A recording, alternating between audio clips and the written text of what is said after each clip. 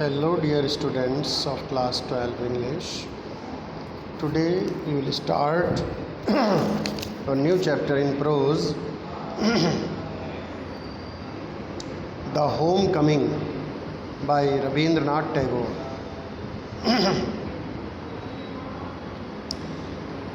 You know that Rabindranath Tagore was a Bengali poet. He was the first Asian to win the Nobel Prize for Literature in 1913 for Gitanjali.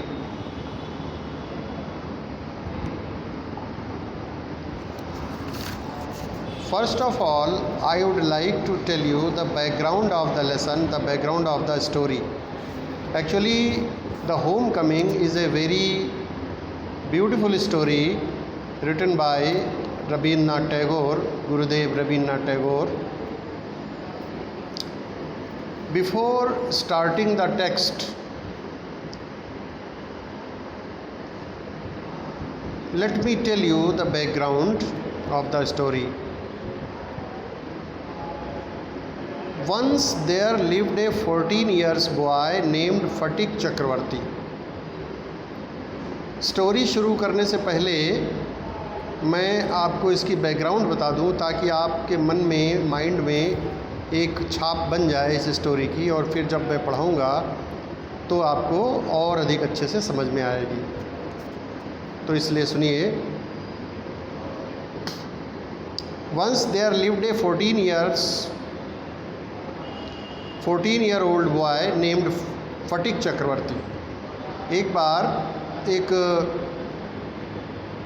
14-year-old boy फटिक चक्रवर्ती नाम का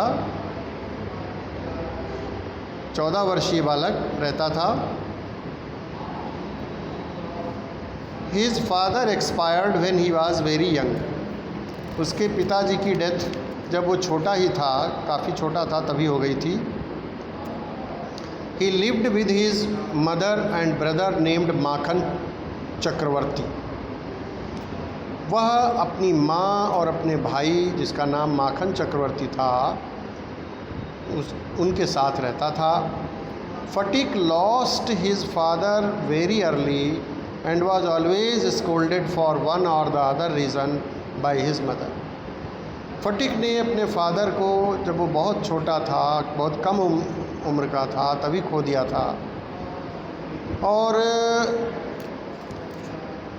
क्या होता था, he was always scolded for one or the other reason by his mother. उसकी माँ किसी न किसी कारण पर उसको डांटती ही रहती थी, हमेशा डांटती रहती थी। He grew lazy, disobedient, arrogant and very mischievous, but his brother Makhan was very obedient and good at studies. तो फटिक जो था, ग्रीव लेजी हो गया, डिसोबीडियंट हो गया, थोड़ी उसमें दुष्टता भी आ गई, एरोगेंट हो गया और बहुत शरारती हो गया। लेकिन उसका जो भाई माखन था वो बहुत ही ओबीडियंट था, गुड था, पढ़ने में भी। Phatik out of envy towards his brother forcefully made Makhan to sit on a boat of logs and left it into the river.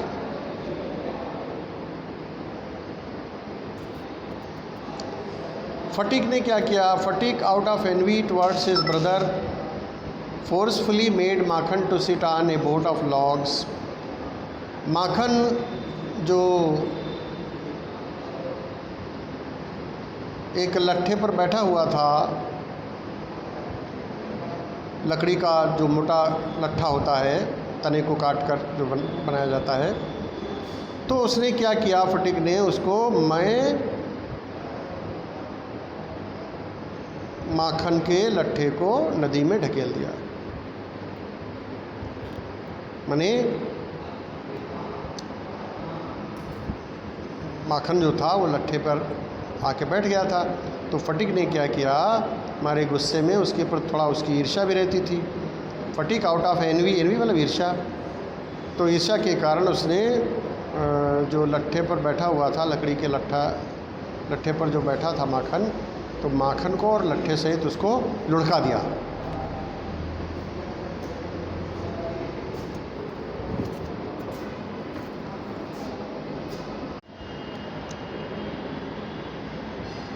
Makhan reached home in wet clothes, Makhan गीले कपड़े पहने हुए घर पहुंचा, घर गया। And hurts all over his body, Makhan explained his mother everything, Makhan ने सब कुछ अपनी माँ को बताया। Meanwhile Phatik's teacher complained regarding his grades. Someday Phatik's uncle from Calcutta arrived, एक दिन क्या हुआ, फटिक के चाचा जी जो कलकत्ता में थे वो आ गए। फटिक केम होम, फटिक घर आया। फटिक्स मदर येल्ड एट हिम, फटिक की माँ ने उस पर काफ़ी तेज़ी से, माँ उसकी उस पर बहुत तेज़ी से चिल्लाई क्योंकि उसने शरारत कर दी थी, माखन को ढकेल दिया था, लट्ठे पर बैठा हुआ था। Phatik got irritated and he was totally pissed off his mother's questions. Phatik जो था वो थोड़ा सा इरिटेट हो गया, चिढ़ गया। he lost his temper, उसने अपना टेम्पर खो दिया। and slapped his brother and mother as well, और उसने भाई को स्लैप मैंने थप्पड़ मार दिया और माँ से भी वो भिड़ गया। Observing this dispute, his uncle told his mother that he is going to take Fatik along with him to Calcutta. इस डिस्प्यूट को देख करके उसके जो मामा जी थे उन्होंने उसकी माँ से कहा कोई बात नहीं, हम फटिक को अपने साथ कलकत्ता ले जाएंगे, ये वहीं रहेगा और पढ़ेगा। फटिक was very happy that he is relieving from his mother and was excited that he is going to city and study far from home. फटिक बहुत खुश हुआ कि उसको अब माँ से जो है शांति मिल जाएगी, रिलीफ मिल जाएगी, और वो उत्तेजित भी था कि he was going to city and study far from home, वो सिटी जा रहा था पढ़ाई करने के लिए घर से दूर, इसलिए उत्तेजित भी था।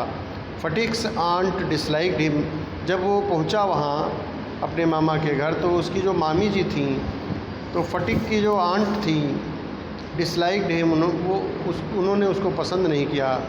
And always used to abuse him for each and everything, हर छोटी छोटी बातों पर वो उसको भला बुरा कहा करती थी, डांटा फटकारा करती थी।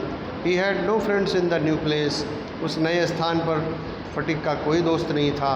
फटिक वाज मिसिंग हिज मदर, फटिक अपनी माँ से दूर था, ब्रदर से दूर था, फ्रेंड्स से दूर था। मीडोज़ जो वहाँ के हरे हरे घास के मैदान थे जहाँ वो रहता था गांव में, उनसे दूर था। At the river in his village, और गांव के किनारे जो नदी बहती थी उससे भी दूर था। His aunt used to ill treat him, उसकी मामी उसके साथ दुर्व्यवहार किया करती थी। One day he lost his lessons book, एक दिन क्या हुआ उसकी किताब खो गई। And his aunt scolded him, और उसकी मामी ने उसको बहुत डांटा। एंड अब्यूज्ड हिम, और उसको गलत सलत कहा।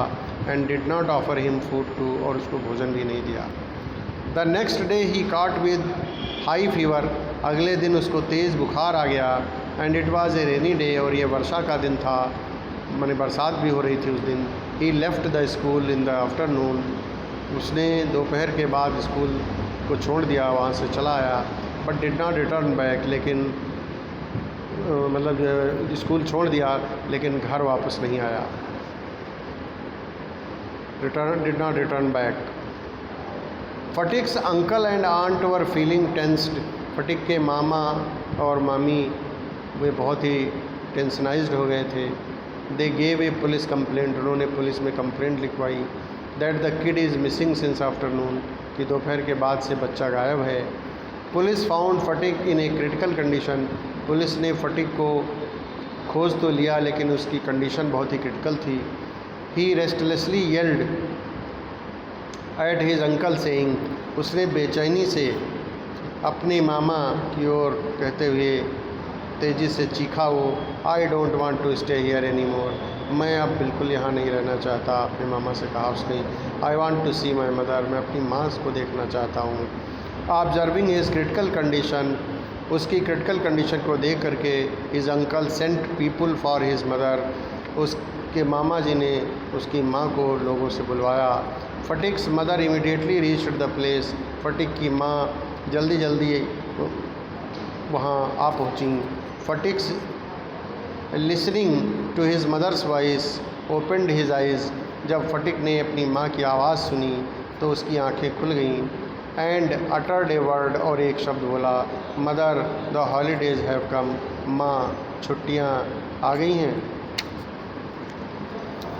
तो इस तरीके से ये स्टोरी की बैकग्राउंड है कि किस तरह से वो अपने मामा के यहाँ जाता है और उसकी मामी उसको नहीं चाहती हैं, माने वो एक वहाँ अनचाहे मेहमान के रूप में रहता है।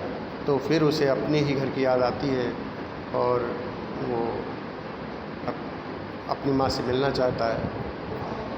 और जब वो माँ पहुँचती है, जब तक तभी उसकी डेथ हो चुकी होती है, डेथ हो जाती है। तो ये एक बहुत ही एक प्रकार से कहा जाए कि लास्ट में दुख भरी स्टोरी है होम कमिंग अपने गुरुदेव रविंद्रनाथ टैगोर जी की। तो आज ये बैकग्राउंड रही। शेष माने स्टोरी को हम लोग अगले टर्न पर शुरू करेंगे।